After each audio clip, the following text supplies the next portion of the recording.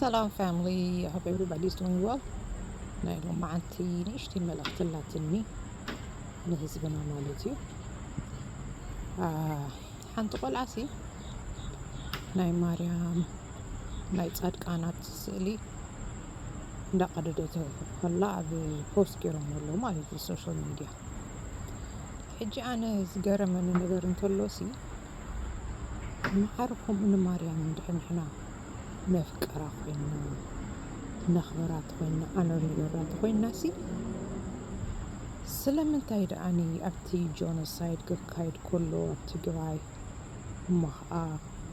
ኣብ ሆሊላንድ ኣብ ማርያም ፅዮን ኣብቲ ኣርክ ኦፍ ዘ ካቢኔት ሆሊ ግራውንድ ዝኾነ እዚ ኩሉ ግፍዒ ተፈፂሙ ንፁህ ደም ፈሲሱ ሳክሪሌጅ ተኻይዱ ጆኖሳይድ ጥራሕ ኣይኮነን እንዲህ ንማርያም ማዕርኩም ነፍቅራ ኮይንናሲ እንታይ ዳይ ትሰብ ኩሉ ዘይበለሽዑ እጅ ሓንቲ ያንግስተር ቆልዓ ወፅያ ናይ ማርያም ስእሊ ቀዲዳ ናይ መልኣኽቲ ስእሊ ቀዲዳ ኣልካ ግን እንደ ጓይላ ግበር ኣሎ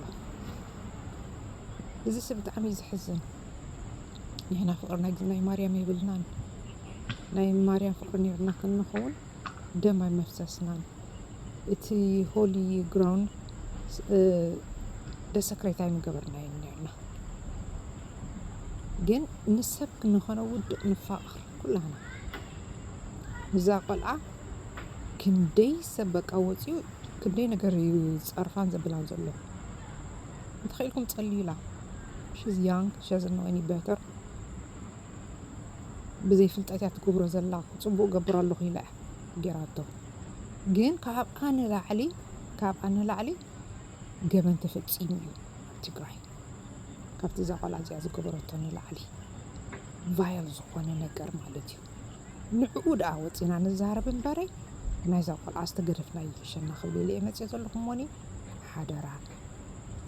ኣብ ዓይንና ዘሎ ጎንዲ ገዲፍናስ ኣብ ናይ ብፃይና ዘሎ በስርዲ ዝበሃል ሓቂ if I'm not mistaken ከምኡ ኢና ንኸውን ዘለና እሞኒ እግዚኣብሔር ጌታ ምሕረት ይውርደልና ኢለ እየ መፅአ God bless